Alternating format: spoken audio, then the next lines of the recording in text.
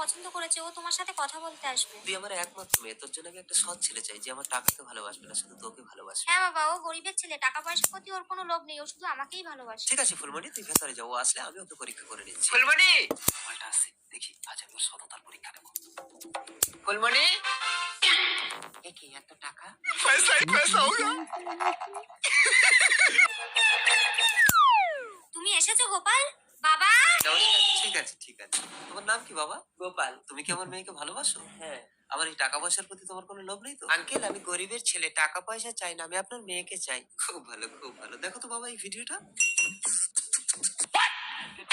ছি গোপাল, তুমি এত নিচ, এত লোভী, বেরিয়ে যাও আমার ঘর থেকে। আমাকে ভুল বুঝছি। যাবে না? আরে এইসব গরিবের ছেলেরা লোভিয়া, এদেরকে কখনো বিশ্বাস করতে নেই। সামান্য 5,000 টাকার লোভ ছাড়তে পারলো না। বাবা, এই তো তোমার টাকা।